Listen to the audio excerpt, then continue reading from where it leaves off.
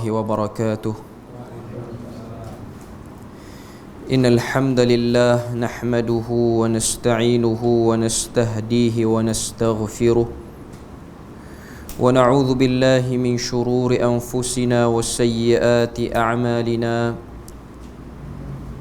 من يهده الله فلا مضل له ومن يضلل فلا هادي له. أشهد أن لا إله إلا الله وحده لا شريك له وأشهد أن محمدا عبده ورسوله. يا أيها الذين آمنوا اتقوا الله وقولوا قولا سديدا يصلح لكم أعمالكم ويغفر لكم ذنوبكم ومن يطع الله ورسوله فقد فاز فوزا عظيما. الحمد لله الذي بنعمته تتم الصالحات. ربنا آتنا من لدنك رحمة وهيئ لنا من أمرنا رشدا. اللهم آت نفسي تقواها وزكيها وأنت خير من زكاها أنت وليها ومولاها. Alhamdulillah, syukur pada Allah Subhanahu wa ta'ala kerana dengan rahmat dan juga limpah kurnia Allah Subhanahu wa ta'ala berikan pada kita kesempatan dan juga ruang waktu untuk kita sama-sama berada dan berkumpul dalam majlis ilmu pada malam ni. Dan insya-Allah malam ni kita akan menyambung lagi perbahasan kita daripada risalah 1000 amalan sunnah sehari-hari daripada kehidupan Nabi sallallahu alaihi wasallam, yang mana sebelum ni kita berhenti pada bab yang ketiga. Bagi siapa-siapa yang ada buku, muka surat yang ke-30, iaitu di bawah sunnah yang kelima bagi orang-orang yang ingin membuang hajat ataupun adab-adab ketika mana buang hajat. Kita berhenti terakhir pada sunnah yang kelima. Sunnah yang kelima, dianjurkan kencing dengan jongkok. Jongkok tu maksudnya duduk. Sebelum daripada kita bahas sambungan sunnah yang keenam, kita peringat baliklah daripada pertama, sunnah berkenaan dengan bila mana kita nak buang hajat. Dalam bab yang orang kata apa, biar pada bab yang ketiga ni, iaitu adab-adab buang hajat, ada berapa sunnah dalam ni? Ada lebih kurang 9 sunnah. 1 sampai 5 kita dah bahas, iaitu yang pertama, menjauhi 2 tempat yang dilarang. Kalau nak buang hajat, jangan buang hajat di 2 tempat ni, berdasarkan hadis yang diriwayatkan oleh Imam Muslim. Nabi sallallahu alaihi wasallam sebut, ittaqul la'anain, hindarilah oleh kalian 2 tempat yang boleh menyebabkan kamu dilaknat. Sahabat pun tanya Nabi, apakah 2 tempat tu? Jawab Nabi sallallahu alaihi wasallam, allazi yatakhalla fi tariqin nas aw fi dhillihim, iaitu orang yang membuang hajat di jalan yang orang lalu. Maknanya jalan utama orang lalu, kita kencing, kita buang yang besar di situ. Bila mana lalu ataupun bila mana buang hajat di kawasan tu, orang terganggu dengan bau, maka orang akan sebut perkataan yang tak elok. Siapa yang kencing sini? Siapa yang buang air besar sini? Maka orang akan kutuk. Orang yang macam ni, dia kena laknat daripada orang ramai. Itu yang pertama, tempat pertama. Yang kedua, Nabi kata zillihim au fi zillihim, ataupun tempat yang orang berteduh. Maknanya tempat teduhan awam, sama ada pokok ataupun wakaf yang didirikan untuk orang berteduh. Ini 2 tempat, jangan kita buang hajat di situ. Seterusnya, sunnah kedua, larangan buang hajat di air yang tergenang ataupun air yang bertakung. Kita pun dah sebut, sebab air yang bertakung boleh jadi air tu digunakan oleh haiwan untuk minum, ataupun digunakan oleh manusia mungkin untuk basuh benda-benda yang dia rasa dia nak basuh daripada air tu. Sunnah yang ketiga, larangan menghadap ataupun membelakangi kiblat. Kita dah sebut juga bab ni, menghadap, membelakangi kiblat ketika mana buang hajat, kedua-duanya dilarang. Berdasarkan hadis, Nabi kata fala tastaqbilul qiblata wala tastadbiruha. Janganlah kalian menghadap kiblat dan jangan kalian membelakangi kiblat. Walakin syarriqu aw gharribu, akan tetapi kamu menghadaplah ke timur ataupun menghadaplah ke barat. Sebab apa Nabi sebut timur barat? Sebab Makkah ataupun Mekah kita panggil, yang di situ adanya Baitullahil Haram ataupun Kaabah. Mekah ni duduk di utara Madinah. Di utara Madinah. Sebab tu Nabi kata jangan menghadap ke utara ataupun selatan, sebab bila mana menghadap ke utara, kita mendepani kiblat bagi orang Madinah. Kalau menghadap ke selatan, membelakangi kiblat. Jadi Nabi suruh menghadap ke timur ataupun barat. Tapi kita di Malaysia ni, Arab Saudi ataupun Mekah tu duduk di arah barat. Duduk di arah barat. Dia taklah barat exactly barat, tapi dekat-dekat ke mata angin barat.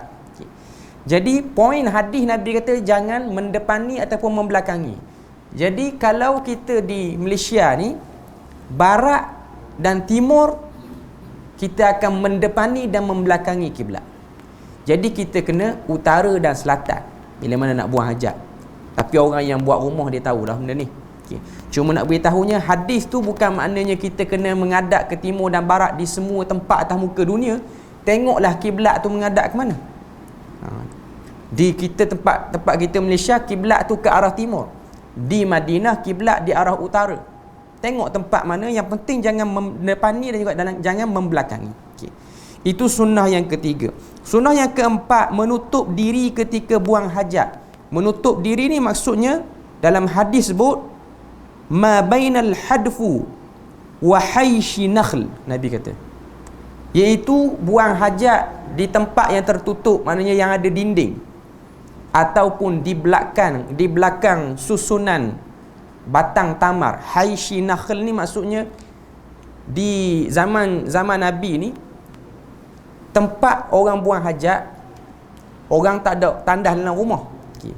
Jadi mereka akan buat satu tempat jauh di pinggir bandar ataupun di pinggir kampung sebagai tempat buang hajat. Macam mana nak cam?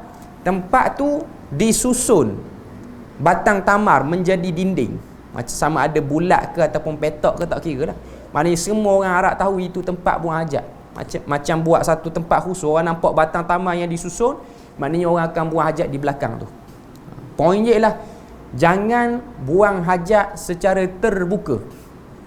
Sebab tu kalau kita tengok di Malaysia kita ni, ada setengah-setengah tempat dia kuliahkan sebuah kitab namanya Bahrul Mazi, karangan Idris Al-Marbawi rahimahullahu ta'ala. Dalam kitab tu, Bahrul Mazi ni dia sebut jilid pertama, iaitu bab buang hajat di tanah lapang, tengah padang bola luas-luas, kita duduk tengah tu, center tu, dia buang hajat situ. Ada sebahagian kata makruh, ada sebahagian kata haram. Cuma nak beritahunya, makruh pun makruh tahrimi, iaitu makruh yang nak dekat dengan haram. Tak boleh buang hajat secara terbuka, open, tak boleh. Jadi nak buang hajat ni kena tertutup. Kita dah bahas sunnah yang keempat ni, menutup diri, bukan menutup kepala. Kita dah bahas sebelum ni. Sebab apa menutup kepala tu, kenapa boleh ada setengah orang ada tutup kepala. Okay. Sunnah yang kelima, dianjurkan kencing dengan jongkok ataupun duduk. Yang paling terbaik buang hajat ni ialah duduk. Buang dalam keadaan duduk. Tapi adakah haram buang hajat dalam keadaan berdiri ataupun kencing keadaan berdiri? Yang tepatnya dia tidak haram, tapi dengan syarat perlu menjaga kebersihan. Sebab ada hadis ataupun ada bab dalam Sahih Bukhari, bab Nabi pernah kencing berdiri. Tapi afdalnya ialah kencing duduk lah. Afdalnya kencing duduk. Kencing berdiri boleh, tapi dengan syarat menjaga kebersihan pakaian supaya tidak terpercik. Okay. Kita sambung muka surat 31, larangan cebok dengan tangan kanan. Okay, kita baca sikit. Larangan ini berdasarkan hadis yang diriwayatkan dari sahabat yang bernama Abu Qatadah Al-Harith bin Rib'i Al-Ansari radhiyallahu anhu. Ia berkata, Rasulullah sallallahu alaihi wasallam bersabda, la yumsikanna ahadukum dzakarahu biyaminihi wa huwa yabulu wa la yatamassah minal khala'i biyaminihi wa la yatanaffas fil ina. Janganlah salah seorang di antara kalian memegang kemaluannya dengan tangan kanannya ketika kencing, dan janganlah membasuh ataupun cebok setelah buang hajat dengan tangan kanannya, serta janganlah ia bernafas di dalam bekas ataupun di dalam bejana. Hadis yang sahih yang diriwayatkan oleh Imam Bukhari dan juga Imam Muslim. Dalam hadis Nabi sebut 3 perkara jangan buat dengan tangan kanan. Yang pertama, la yumsikanna ahadukum zakarahu biyaminihi. Jangan kamu pegang kemaluan kamu ketika mana kencing ataupun ketika mana buang air, buang hajat dengan tangan kanan. Pegang dengan tangan kiri. Kemudian ketika mana ingin membasuh kemaluan tu pun, basuh, gosok dengan tangan kiri juga. Okay. Dan ketika mana kita nak minum air, jangan kita bernafas dalam bekas yang kita nak minum air tu. Ataupun bekas apa-apa pun jangan tiup lah. Bekas makan ataupun bekas minum. Jadi 3 perkara ni Nabi larang. Okay. Para ulama bincang, sebab apa? Apa sebab Nabi larang pegang dengan tangan kanan, jangan bernafas dalam air? Okay. Yang pertama, sebab bahagian kanan ni ialah bahagian yang dimuliakan bila mana kita nak buat benda bermanfaat. Dan buang hajat ni bukanlah benda yang cantik di pandangan manusia. Dia benda yang tidak bersih, benda yang menjijikkan. Jadi buat dengan tangan kiri. Okay. Dan yang kedua jangan bernafas dalam air. Sebab apa jangan bernafas dalam air? Okay. Jangan bernafas dalam air ni, kalau kita tengok perbahasan para ulama yang awal dulu, bila mana minum air jangan bernafas. Kata para ulama, sebab jangan bernafas tu tidak diketahui apa kesan ataupun apa logiknya minum air jangan bernafas, tak diketahui. Maka para ulama letak dia sebagai amrun ta'abbudi, iaitu benda yang kita buat sebab Nabi larang. Tak perlu fikir logiknya ataupun tak logiknya di mana. Cuma zaman kita ni ilmu sains berkembang, ada sebahagian orang buat kajian, orang kata antara sebab ataupun antara benda yang menyebabkan badan kita ni masuk benda-benda yang tak bersih, ketika mana minum air kita bernafas dalam air tu. Maknanya nafas kita ni mengandungi benda yang kurang bersih, tercemarlah air yang kita minum tu. Tapi kita sebagai orang Islam, orang yang beriman pada Nabi, kalau tak ada kajian tu pun kita buat macam Nabi suruh. Kalau tidak ada kajian sains, maknanya kalau tidak ada kajian mengatakan logiknya sebab apa, kita buat macam Nabi suruh. Dia ada satu lagi hadis, tuan-tuan, ahli jemaah sekalian, yang di sini kita nak buat, kita kena ada kekuatan iman kepada Nabi tu. Kita percaya Nabi tu takat mana.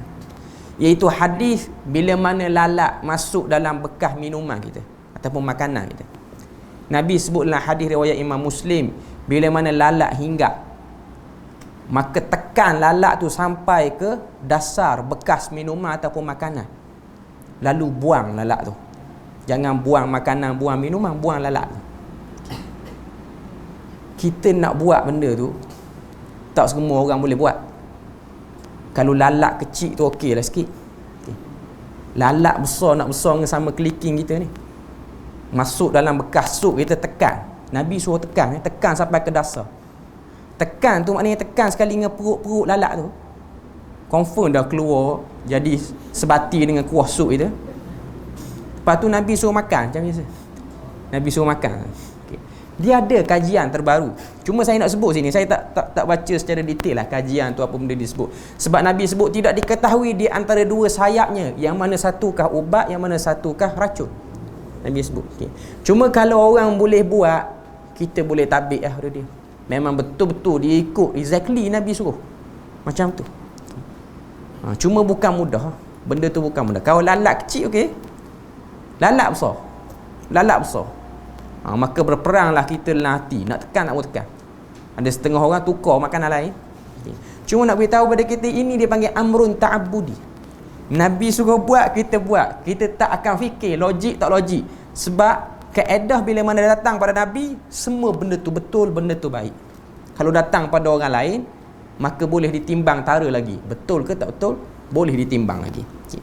Jadi dalam sunnah yang ke-6 ni, kita baca sikit dia sebut muka surat 31 tu.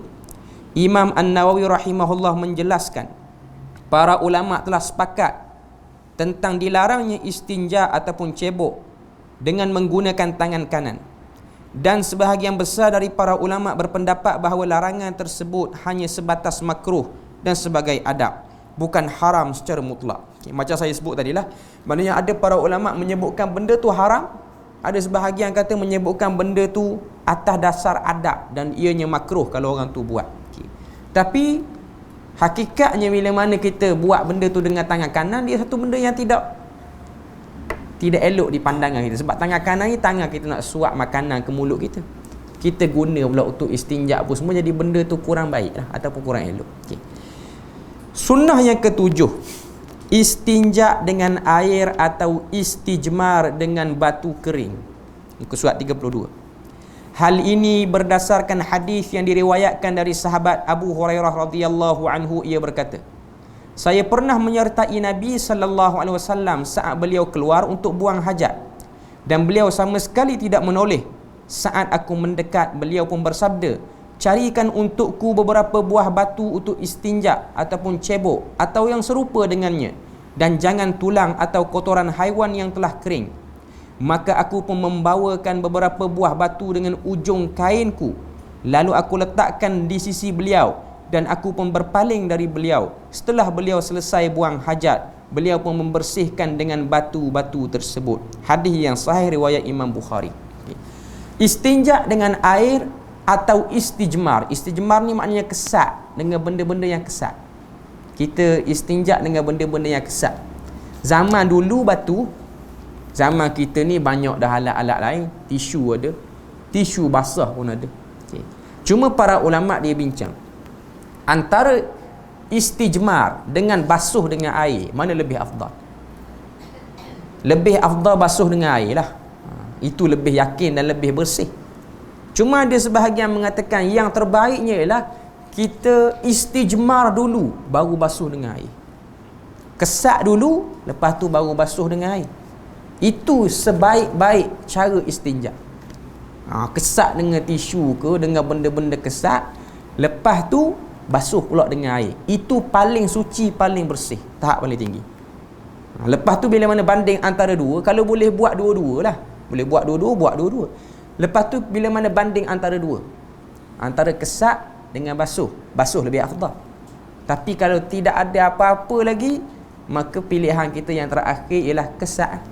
Cuma dalam hadis ni, dalam muka surat 32 ni, Abu Hurairah kata Nabi SAW sebut, carikan untuk aku beberapa buah batu untuk istinja, dan elakkan untuk kamu ambil tulang ataupun faras. Faras dalam hadis maksudnya najis binatang, najis unta yang sudah kering, yang hilang bau dia. Tak kira lah najis unta ke najis apa, najis binatang yang sudah kering lama, dah hilang bau dia. Nabi kata jangan ambil yang tu, sebab yang tu najis. Jangan ambil juga tulang, jangan ambil juga tulang. Sebab tulang dalam hadis riwayat Imam Muslim, Nabi sebut tulang ini ialah makanan kepada saudara kamu, iaitu jin. Dalam hadis disebutkan makanan bagi bangsa jin ni ada beberapa jenis. Yang pertama, makanan dia macam makanan kita. Itu yang pertama, ada sebut. Kita makan nasi, dia makan nasi. Kita makan pulut ayam macam ni, dia pulut ayam kok. Tapi macam mana lauk dia, wallahu alam. Dia ada sejenis keadaan macam tu. Dan ada sejenis lagi, dia tulang. Itu je dua yang adalah hadis. Setengah-setengah kita orang Melayu dia tambah sikit asap. Asap tak ada dalam hadis. Walaupun tengok orang setengah-setengah orang Melayu kita ni bila mana yang nak panggil jin perasap. Asap tu bukan makanan dia. Tidak ada dalam hadis sebut asap makanan jin. Jadi tak tepatlah kalau orang kata orang yang isap rokok ni dia saudara jin. Tapi isap rokok tu tetap haram lah. Bukan maknanya saya kata benda tu boleh. Cuma nak beritahu asap tu tidak tepat juga. Tidak tepat. Dari segi hadis tidak sebut. Okay. Cuma nak beritahu kepada kita bahawasanya itu makanan yang kita tak nampak. Macam mana dia makan, wallahu a'lam. Okay. Cuma jin dia adalah makanan-makanan lain. Sebab dia ada satu hadis. Hadis riwayat Abu Hurairah. Abu Hurairah ataupun Abu Sa'id Al-Khudri kalau saya tak silap. Ubay bin Ka'ab. Dua orang tu lah. Dia ada dua orang sahabat yang riwayat ni. Hadis pertama riwayat Abu Hurairah, dan hadis tu hadis yang sahih, iaitu kisah Abu Hurairah dia jaga gudang gedung, store lah, store makanan. Makanan tu ialah makanan pemberian zakat orang-orang Madinah. Maknanya dalam store tu ada gandum, ada beras. Jadi dia jaga, Abu Hurairah ni dia amanahkan oleh Nabi untuk jaga store tu. Malam pertama dia jaga, tengah-tengah duk jaga tu, tiba-tiba datang ataupun dengar bunyi dalam store tu. Bunyi orang duduk cari sesuatu dalam store. Masuk dalam store, Abu Hurairah masuk, dia tengok ada satu makhluk bentuk lembaga macam orang. Okay. Dan dia sedang ambil beras ataupun ambil gandum. Okay. Maka Abu Hurairah pun tangkap dia. Abu Hurairah pun kata, sebab apa kamu curi? Maka jawab dia, keluarga aku ni lapar, lepaskanlah aku. Abu Hurairah kesian, lepas. Esoknya beritahu pada Nabi. Nabi kata, ketahuilah yang datang semalam tu dia tipu kamu. Dia tak lapar, tapi dia curi. Malam ni dia akan datang balik. Nabi kata. Masuk malam kedua. Malam kedua Abu Hurairah jaga, datang sekali lagi, curi lagi. Alasan yang sama, dia kata keluarga dia lapar. Maka Abu Hurairah kesian, lepas lagi. Esok beritahu Nabi. Nabi kata dia tipu, dia tak lapar pun. Bukan dia keluarga dia tak lapar, saja dia nak curi. Nabi kata malam ketiga, malam ni dia akan datang balik. Maka Abu Hurairah ni dia tekad dah, malam ni dia rayu macam mana pun aku tak akan lepas. Rayu macam mana pun. Okay. Akhirnya datang, ambil makanan, kena tangkap dia Abu Hurairah. Abu Hurairah pun kata, malam ni aku tak akan lepas sebab kamu tipu aku. Maka lembaga tu pun dia mengaku pada Abu Hurairah. Dia kata, beginilah nak beritahu pada kamu, aku ni syaitan, jin. Dan aku akan ajarkan pada kamu satu ayat, bila mana kamu baca, kamu tak akan kena ganggu. Apa ayat tu? Ayat kursi. Syaitan tu baca, dia dia hilang. Tuan-tuan boleh bayang, yang ajar tu syaitan. Macam mana cara tak berbagi syaitan kacak? Syaitan sendiri ajar. Esok beritahu ke Nabi. Nabi kata 2 malam dia tipu, malam ketiga dia betul. 2 malam tipu, yang malam ketiga tu betul. Itu hadis pertama, riwayat Abu Hurairah. Maknanya syaitan jin tu dia ambil beras, dia makan tu. Dia makan makanan macam kita. Kan setengah-setengah orang-orang kita dulu kan, kalau malam-malam dengar orang duduk kat dapur rumah, lauk-lauk tak habis, orang tua kita selalu menakut-nakutkan, hantu duduk makan atas sini. Benarlah juga, adalah poin dia tu, ada sikit boleh sangkut dengan hadis sikit. Dia ada satu orang lagi sahabat, kalau saya tak silap, sahabat tu namanya Ubay bin Ka'ab. Ubay bin Ka'ab sama juga, dia tugas dia jaga harta orang kata apa, harta zakat. Cuma dia kata lembaga yang datang pada dia tu, dia punya body tak besar, lebih kurang body ataupun tubuh budak yang baru lepas balik. Maknanya umur 7 ataupun 8 tahun. Aku tangkap dia, kata Ubay bin Ka'ab, tangkap dia tengah nak curi makanan. Muka orang tangan anjing. Lain sikit. Hak yang versi Abu Hurairah tu orang betul semua tangan macam kita. Yang ni muka orang, ulur tangan macam anjing. Ka'annahu yadul kalb, seperti mana tangan seekor anjing. Cuma poin dia samalah. Curi makanan. Saya nak beritahu tu ialah curi makanan. Maknanya dalam hadis tu sebut makanan bangsa jin ni adalah sama macam kita. Okay. Dan yang kedua ialah tulang tu sendiri. Jadi jangan kita beristinja dengan tulang. Jangan kita istinja dengan tu, sebab itu ialah makanan bangsa yang kita tak nampak, iaitu jin tu sendiri. Sunnah yang ke-8, tidak boleh istinja ataupun cebok kurang dari 3 batu. Rasulullah sallallahu alaihi wasallam melarang dari beristinja ataupun cebok dengan menggunakan kurang dari 3 batu. Larangan ini berdasarkan hadis yang diriwayatkan dari sahabat yang bernama Salman Al-Farisi radhiyallahu anhu, bahawasanya ia pernah ditanya, apakah Nabi kalian sallallahu alaihi wasallam benar-benar telah mengajari kalian segala sesuatu hingga tentang etika buang hajat? Maka Salman pun menjawab, ajal laqad nahana an nastaqbil al-qiblata li gha'itin aw bawlin aw an nastanjiya bil yamin aw an nastanjiya bi aqalli min thalathati ahjar aw an nastanjiya bi raji'in aw bi'azmin. Benar, jawab Salman, Nabi ajar kepada kami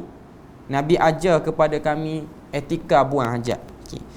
Jawab Salman kata Nabi larang kami buang hajat besar ataupun kecil dengan menghadap kiblat. Melarang kami beristinja dengan tangan kanan. Melarang kami beristinja dengan menggunakan kurang dari 3 buah batu. Dan melarang kami beristinja dengan menggunakan kotoran haiwan dan tulang. Okay. Sunnah yang ke-8 ni dia ada perbahasan sikit di sisi para ulama. Okay.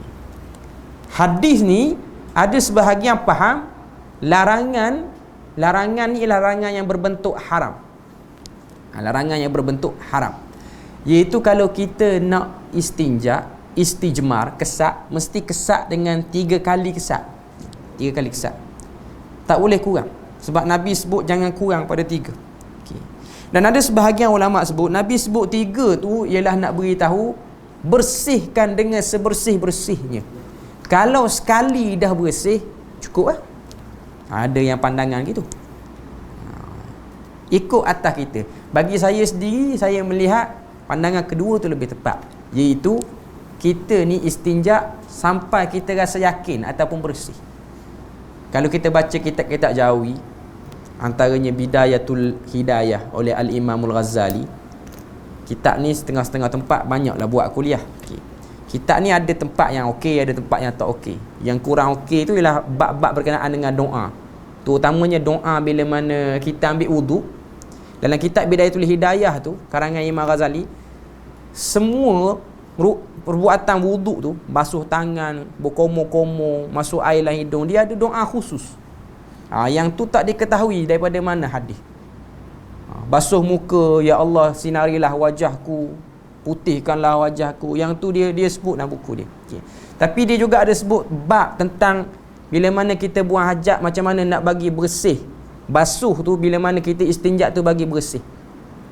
Kata Al-Imam Al-Ghazali rahimahullah ta'ala, bila mana orang tu buang hajat, buang air besar, bagi orang lelaki, bila mana dia basuh, dia kena rasa sehingga duburnya tu dia rasa kesak balik. Rasa kesak. Dia rasa kesak. Okey, maka cuci lah. Mana yang bersih. Bagi perempuan dia sampai rasa licin, maka suci benda tu. Dan disunatkan tekan belah kiri lebih, supaya sisa-sisa tu keluar semua sekali. Cuma dia tak sebutlah sampai 3 kali. Dia kata yang pastinya kena lebih, kena bersih. Kalau 3 kali tak bersih, kena basuh lagi.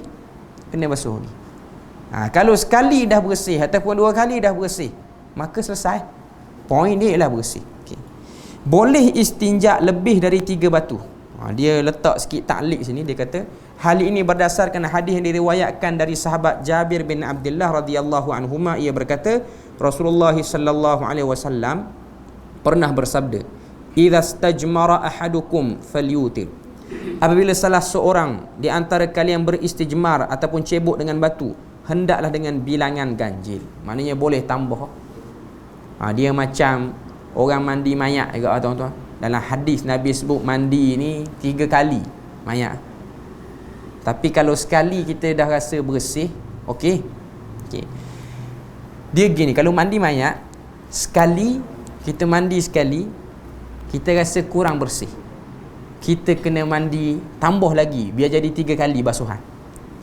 Dia jangan basuh sekali, mandi sekali, hilang dah belaka semua dia punya kotor, tapi ada lagi sikit, tak puas hati basuh sekali lagi, lepas tu tengok bersih, okey, pada situ tak boleh. Dia untuk, orang kata apa, untuk mayat ni dia kena 3, 5, 7. Maknanya kalau kita buat 3 tak bersih, 2 kali basuh, tambah. Dia memang gitu. Dia taklah kata benda tu wajib, walaupun para ulama ada setengah kata benda tu wajib. Cuma nak beritahu, meraihkan ganjil tu lebih baik. Meraihkan ganjil lebih baik. Jadi dalam bab ni dia juga sebut, sekiranya tak puas hati dengan 3, boleh buat lagi dengan bilangan ganjil. Maknanya istinja tu dengan bilangan ganjil. Maknanya 5 kali basuhan ataupun 3 kali kesak ataupun 5 kali kesak. Sunnah yang ke-9, dilarang bercakap-cakap ketika buang hajat. Larangan ini berdasarkan hadis yang diriwayatkan dari sahabat yang bernama Jabir bin Abdullah radhiyallahu anhuma. Ia berkata Rasulullah sallallahu alaihi wasallam bersabda, "Idza taghawwata rajulani falyatawara kullu wahidin minhuma an sahibihi wa la yatahaddatsani an tawfihima fa inna Allaha yamqutu ala dhalik." Jika dua orang lelaki buang hajat, maka hendaklah saling menutup diri dan janganlah keduanya saling bercakap-cakap ketika buang hajat. Sungguh Allah murka akan perbuatan seperti itu. Hadis yang diriwayatkan oleh Ibnu Sakkan dan dihasankan oleh Al-Albani rahimahullahu ta'ala. Maknanya hadis ni hadis hasan. Okay. Larangan bercakap-cakap ketika mana buang hajat. Okay. Dia sebut dalam hadis ni, wala yatahaddatsan. Janganlah dua orang yang sedang buang hajat bercakap. Ni kita kena tengok dari segi dimensi zaman Nabi lah. Zaman Nabi rumah tak ada tandas. Orang buang air ni di kawasan pinggir kampung, pinggir bandar. Jadi kadang-kadang benda tu, bila mana buang air tu, kawasan tu jadi ramai orang buang air dan tempat tu terbuka, open. Jadi mungkin dia duduk buang air, dia tengok kawan tu duduk buang air kok. Dia bukan tengok kemaluan kawan tu, dia cuma nak bercakap je. Tanya, hari ni makan nasi ke tak lagi? Tak boleh. Benda tu tak boleh. Benda tu tidak dibenarkan berlaku. Tapi tempat kita ni jarang sebab tandas tertutup kot. Cuma ada setengah-setengah tempat tandas dia agak terbuka yang memungkinkan untuk bercakap. Boleh? Jadi jangan bercakap. Larangan tu jangan bercakap. Walaupun tandas tu dah tertutup, benda tu, poin dia lah jangan bercakap lah. Bila mana buang hajat jangan bercakap. Okay. Jadi selesailah kita 9 adab ketika mana buang hajat. Okay. Tuan-tuan boleh bayang, Nabi ajar pada kita sampai 9. Kat mana ni? Time buang hajat. Okay. Sunnah yang kita duduk belajar ni, time kita buang hajat, waktu kita buang hajat. Sampai 9 sunnah dia. Okay. Kalau benda yang seperti ni pun Nabi ajar, ibadah yang besar-besar, zikir, solat apa semua, lagilah Nabi ajar. Itu menunjukkan pada kita Nabi ni dia prihatin pada semua benda. Prihatin pada semua benda. Maknanya nak buang hajat pun sampai 9 dah sunnah. Maka kalau benda-benda yang bersifat ibadah khusus, maka lebih-lebih lagi banyak garis panduan dan tata cara yang Nabi tunjukkan. Seterusnya kita sambunglah sikit lagi bab yang keempat, iaitu sunnah-sunnah berwuduk. Muka surat 34.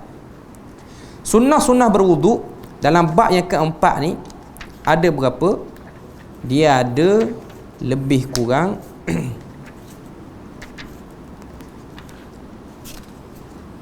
19 sunnah yang disebutkan dalam kitab ni. Kita tengok muka surat 34. Sunnah berwuduk. Ketika berwuduk terdapat beberapa sunnah, iaitu yang pertama mengucapkan bismillah. Amalan ini berdasarkan hadis yang diriwayatkan dari sahabat Abu Hurairah radhiyallahu anhu. Ia mengatakan Rasulullah sallallahu alaihi wasallam bersabda, la wudu'a liman lam yadhkurismallahi alaihi. Tidak ada, yakni tidak sah berwuduk bagi orang-orang yang tidak menyebut nama Allah padanya. Hadis yang sahih. Okay. Hadis ni kalau kita tengok ada perbahasan sikit para ulama. Okay. Dia sebut dalam kitab kita tu, Fadilatul Syekh Muhammad Nasiruddin Al-Albani rahimahullah berkata, hukum tasmiyah iaitu membaca bismillah adalah wajib. Dan ini pendapat Az-Zahiriyah. Kita dah sebut sebelum ni, antara mazhab fiqh yang wujud tapi kita jarang dengar, nama dia mazhab Zahiri. Siapa yang mempelopori mazhab ni? Ibnu Hazm Al-Andalusi. Ini antara tokoh dia. Okay. Dia kata kumpulan Zahiriyah bila mana berwuduk mesti kena baca bismillah. Bukan bismillahirrahmanirrahim, bismillah. Sampai situ je. Bila mana kita nak basuh tangan. Dan pendapat ni juga dipegang oleh Al-Imam Ahmad. Seterusnya Ishaq bin Rahawayh, iaitu guru pada Imam Bukhari. Dan salah satu riwayat daripadanya, pendapat ini yang dipilih oleh Siddiq Hasan Khan dan Asy-Syaukani dan insya-Allah inilah pendapat yang benar, wallahu alam. Ini pendapat penulis kitab itu. Dia kata bacaan bismillah ketika mana nak ambil air sembahyang tu wajib. Jadi kalau tak sebut tidak sah lah wuduk tu.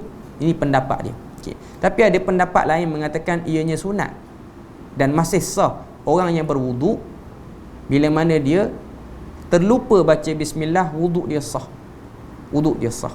Dan pendapat tu kata kalau dia sengaja baru tak sah. Sengaja tak baca, ingat pun buka kepala pahit tu memang niat tak baca dah, terus nak basuh tangan, maka perbuatan tu tidak sah. Tapi kalau terlupa, mungkin sebab waktu salat orang pun nak salat dah, jadi kalut terlupa, maka wuduknya masih sah. Sunnah yang kedua, yang pertama baca bismillah, yang kedua membasuh kedua telapak tangan pada permulaan wuduk. Hal ini berdasarkan hadis yang diriwayatkan daripada Humran bin Aban bahawa Uthman radhiyallahu anhu meminta air wuduk. Humran bin Aban ni seorang sahabat Nabi dan dia ni merupakan khadam kepada Uthman bin Affan. Dia kata Uthman pernah minta kepada aku air wuduk, lalu ia membasuh kedua telapak tangannya 3 kali. Kemudian ia berkata, aku melihat Rasulullah berwuduk seperti wudukku ini. Maknanya basuh tangan sampai ke pergelangan sebanyak 3 kali. Itu sunnah. Maknanya dia bukan orang kata apa rukun wuduk, dia sunnah. Rukun wuduk ni hak yang macam ada dalam surah Al-Maidah tu. Ya ayyuhallazina amanu idza qumtum ila salah faghsilu wujuhakum wa aydiyakum ilal marafiq. Ayat Quran start bila mana kamu nak mendirikan salat, basuh muka kamu dan tangan kamu sehingga ke siku. Maknanya para ulama sebut ayat ni sebut rukun. Cuma hak yang dalam hadis Uthman rukun sekali dengan sunat sekaligus basuh tangan sampai ke basuh kaki tu banyak. Jadi basuh tangan tu sunat. Yang ketiga, sunnah yang ketiga memulai wudu dengan berkumur dan memasukkan air ke dalam hidung, iaitu istinsyaq, sebelum membasuh muka. Lepas basuh tangan, lepas tu berwudu dan istinsyaq, masuk air dalam hidung. Dia ada banyak pendapat. Pendapat pertama dalam buku kita dia sebut menggabungkan antara berkumur dan menghirup air ke dalam hidung dengan satu telapak tangan. Bila mana kita nak berkumur dan kita masukkan air dalam hidung, kita tadah tangan kita dengan tangan kanan, air dengan tangan kanan. Air tu kita masuk berkumur dan tinggal sikit, masukkan juga dalam hidung sekaligus. Itulah yang paling banyak Nabi buat. Daripada Abdullah bin Zaid Al-Ansari radhiyallahu anhu, ia mengatakan bahawa ada seorang berkata kepadanya, contohkanlah kepada kami cara wuduk Rasulullah sallallahu alaihi wasallam. Lalu ia meminta air di dalam bejana. Kemudian ia menjelaskan sampai ucapannya, lalu ia yakni Abdullah bin Zaid berkumur-kumur dan menghirup air ke hidung dari satu telapak tangan. Ia melakukan sebanyak 3 kali. Sekalikan berkumur, madmadah dan istinsyaq sekalikan. Berkumur, masuk air dalam hidung dengan tangan kanan, lepas tu buang air dalam hidung tu dengan tangan kiri. Itulah hadis sebut. Masuk dengan tangan kanan, berkumur tu kita buang teruslah. Air dalam hidung tu buang dengan tangan kiri. Itu pendapat pertama, cara yang pertama, cara sunnah yang pertama. Yang kedua dia sebut pisah antara berkumur dengan masuk air dalam hidung. Air lain-lain, tadah lain-lain. Berkumur-kumur al-madmadah daripada Amr bin Yahya radhiyallahu anhu, dalam hadisnya ia berkata, lalu ia yakni Abdullah bin Zaid berkumur-kumur, menghirup air ke dalam hidung dan menyemburkannya dilakukan 3 kali cedokan. Mana nak beritahu pada kita dipisah-pisahkan antara dua pun boleh juga. Imam An-Nawawi rahimahullah berkata dalam hadis ini ada dalil yang jelas bahawa pendapat yang sahih lagi terpilih bahawa yang sesuai dengan sunnah ialah berkumur-kumur dan menghirup air ke dalam hidung dari 3 cedokan. Imam Nawawi kata yang paling terbaik ialah sekaligus. Cuma bagi orang yang tak biasa, baru-baru nak belajar, dia pisahkan 2. Sebab payah juga. Kalau orang tak biasa, tangan kita biasa ambil air semayang, wuduk ni kita tadah 2 belah. Dalam hadis suruh tadah sebelah. Bila mana tadah sebelah, tuan-tuan, ahli jemaah sekalian, bila mana tadah sebelah ni, dia tak banyak aja tadah 2 belah. Kita tadah sebelah, air tak banyak. Air tu dah nak berkumur, air tu juga nak masuk dalam hidung. Sebab kita ni jenis orang yang biasa ambil air banyak. Jadi dia mula-mula nak ubah tu payah sikit. Berkomor dengan sebelah tangan, tak ada sebelah tangan. Air sikit, tak puas berkomor. Sebab kita biasa berkomor air banyak. Kena hok mulut luah 2 gelas air, muat lagi. Okay. Cuma nak beritahu dia kata biasakan yang sikit.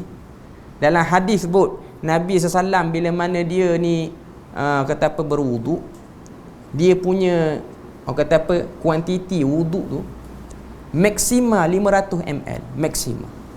Okey. Itu bukan wuduk fardu tu. Wuduk daripada basuh tangan 3 kali sampailah kepada basuh kaki, semua 3 kali taflif semua. Maknanya satu botol mineral kecil tu 500 ml lebih kurang. Dan Nabi bila mana Nabi mandi janabah maksima 1.5 liter. Ini dalam yang disebut dalam kitab fiqh manhaji. Ini juga yang disebut dalam fiqh Islami wa adillatuhu oleh Dr. Wahbah Zuhaili. Dia sebut ni yang sama. Sangat minima penggunaan air. Sangat minima penggunaan air. Okay. Jadi kita kena ajar diri kita untuk kita ambil air semayang ni dalam keadaan yang minima. Air yang tak terlalu banyak, air yang sikit. Okay. Seterusnya, sunnah yang seterusnya dia sebut sini istinsyak, sunnah yang keempat, muka surat 36. Istinsyak menggunakan tangan kanan dan istinthar menggunakan tangan kiri. Okey, tadi kita dah sebut, tak payah baca lah. Maknanya saya dah sebut tadi, maknanya berkomor tadah dengan tangan kanan, buang tu dengan tangan kiri. Buang air tu tangan kiri. Kita pergi pada sunnah yang kelima, muka surat 37 tu. Bersungguh-sungguh saat berkomor-komor dan istinsyak bagi orang yang tidak berpuasa.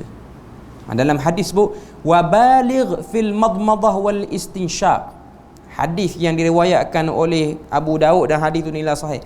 Bila mana kita ni berkomor, kita kena yamuju ma. Yamuju tu maksudnya kita kocakkan air dalam mulut kita tu bagi bunyi. Bunyi orang berkomor macam mana, bagi bunyi. Jangan kita masukkan lebih-lebih kurang, kita pun buang baik, luah balik. Kena bagi bunyi. Masukkan air dalam hidung tu pun kalau boleh bagi dalam sikit. Bila ni? Bila waktu tak puasa. Kita biasa hak yang lebih ni tanya waktu puasa. Hak yang kata nak bagi banyak sikit komor ni waktu puasa, takut-takut ada sisa masuk sikit, sekerat halkum pun jadi dah. Okay. Nabi kata baligh fil istinsyak wal madmadah, lebihkan sikit nak berkomor tu ataupun waktu berkomor dan juga waktu masukkan air dalam hidung, illa antakuna saimah, kecuali dalam keadaan kamu sedang berpuasa. Okay. Kita beri laluan azan dulu.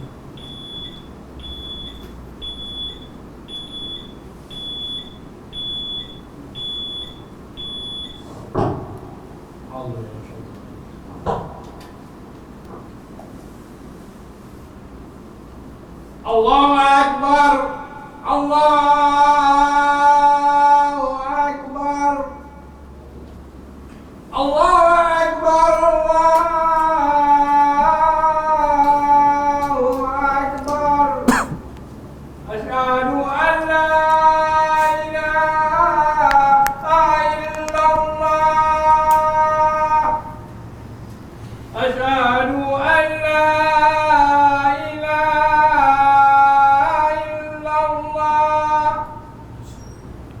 Asyhadu anna Muhammadar Rasulullah.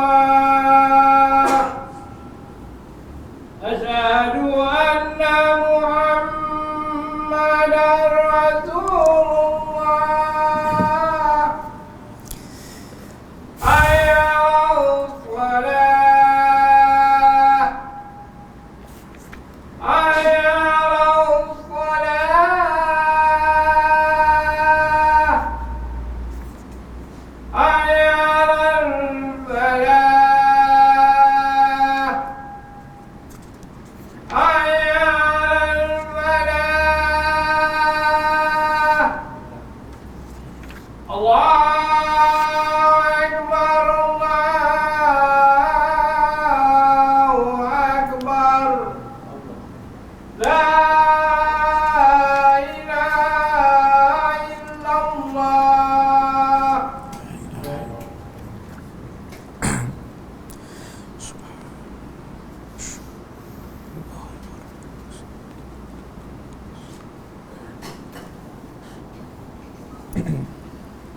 Okey, kita sambung balik.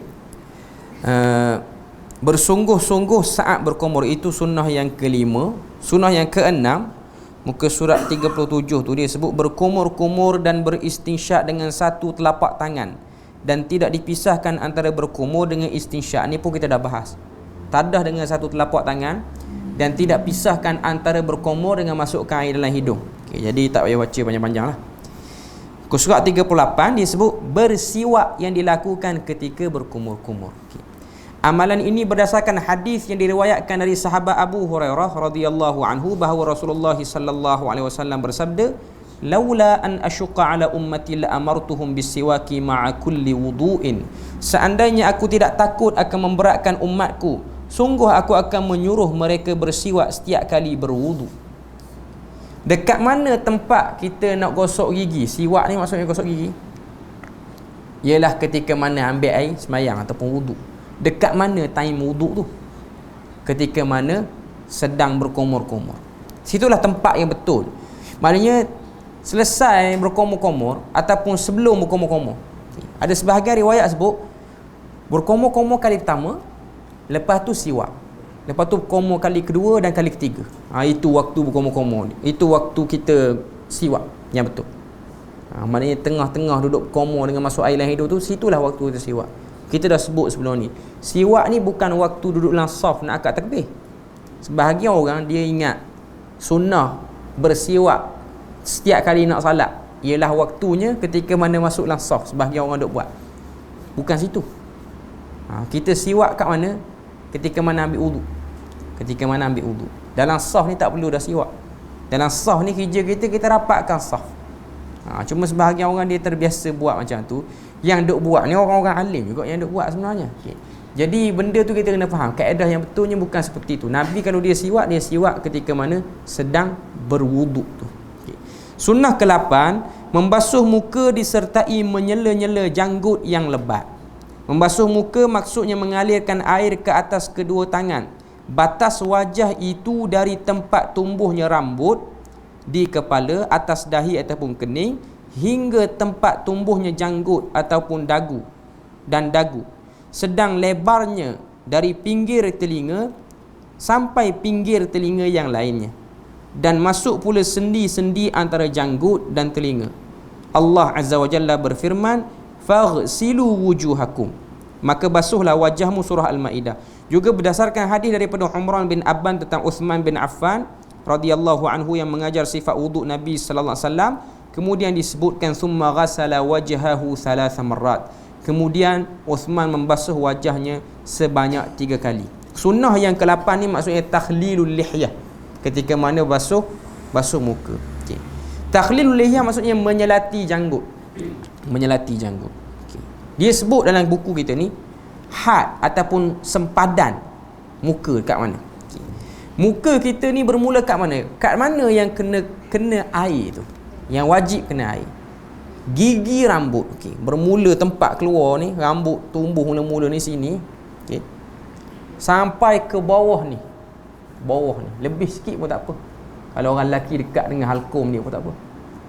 Bukan betul-betul sejajar dengan tulang dagu tu, bawah sikit pada tulang dagu. Itu daripada atas dan bawah. Okey. Untuk kiri kanan ni, tepi ni, telinga kita ni dia ada isi yang terkeluar sikit ni. Telinga kita ni, telinga mula-mula dekat dengan lubang telinga ni, sini ke sini. Maknanya itu dia punya hak muka ni lah, hak muka dia. Yang kena basah ialah semua permukaan ni lah, termasuk bulu-bulu kening, mata apa semua, dan juga hidung. Maknanya bagi basah, poin dia ialah bagi basah. Tak perlulah sampai teliti sangat sampai nak kena. Ada setengah orang dia punya was-was tu ambil air letak pula bawah hidung ni.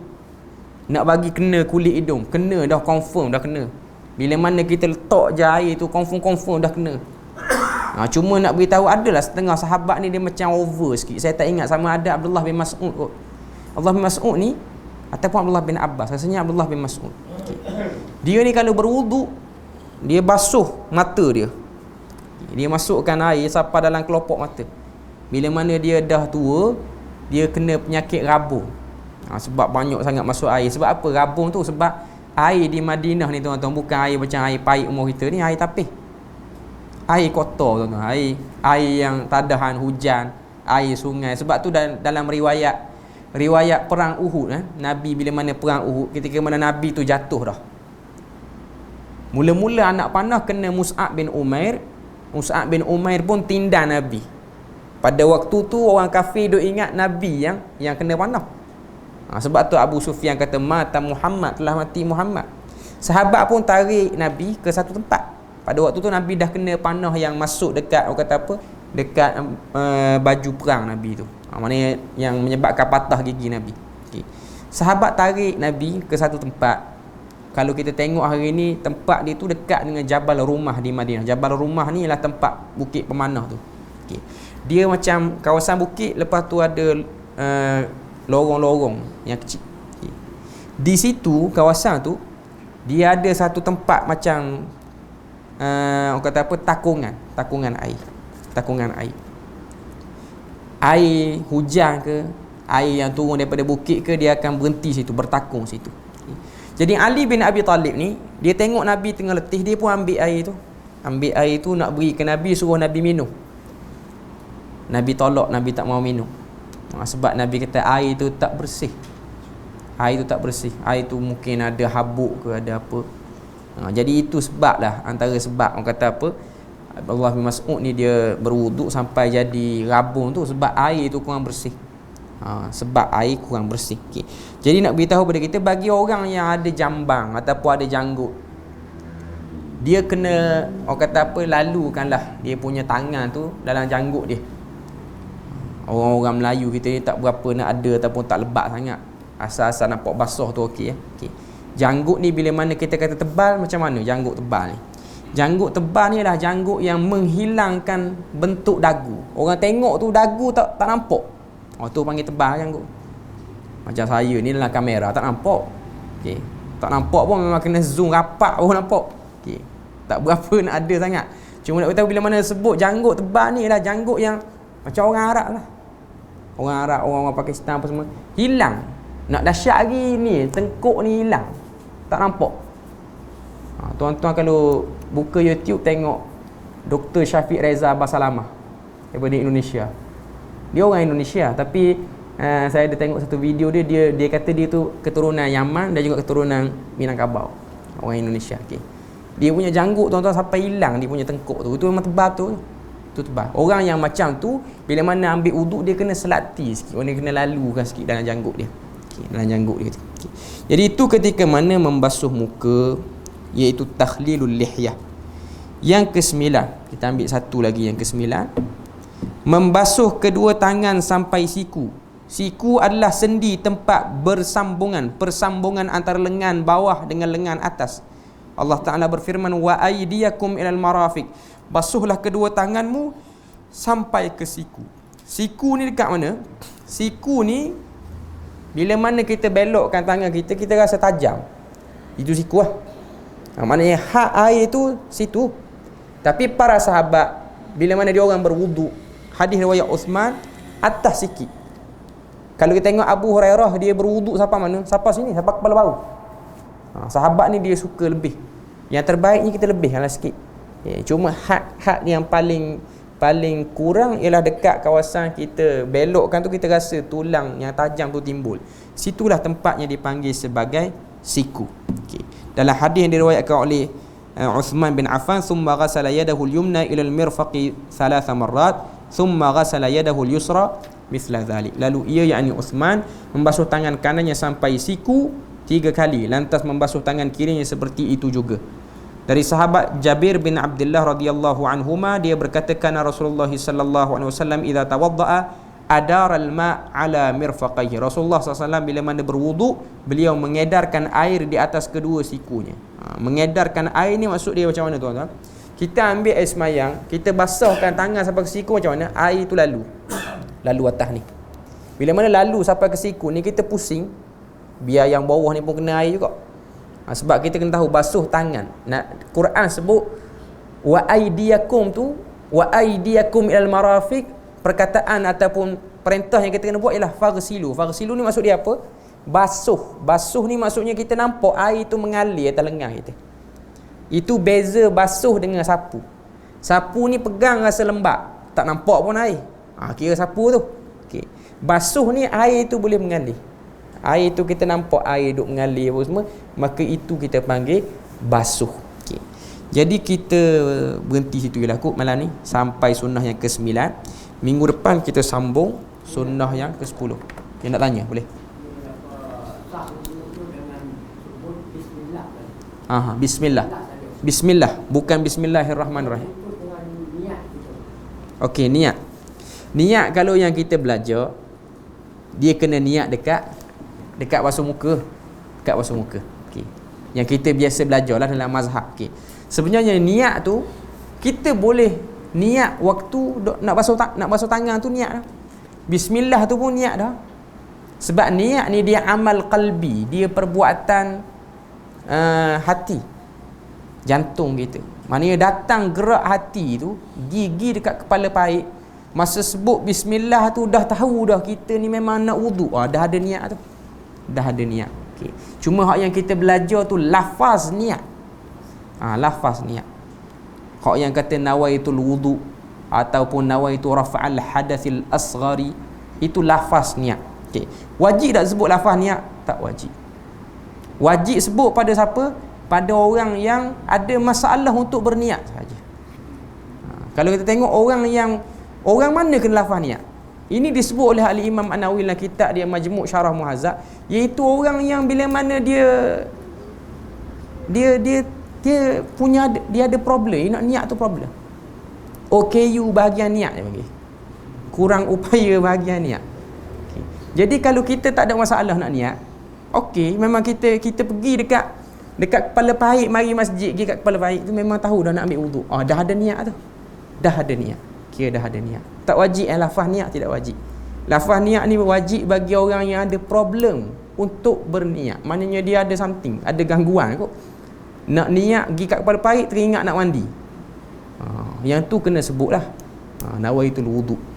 Mari masjid, nampak kepala paik je tukar nak mandi ke nak wuduk. Okey, yang tu kena sebut. Tapi kalau kita ni okey, tak ada masalah. Wallahu a'lam. Ada soalan lain lagi? Soalan yang berkaitan ataupun tidak berkaitan, kalau boleh jawab, kita jawab.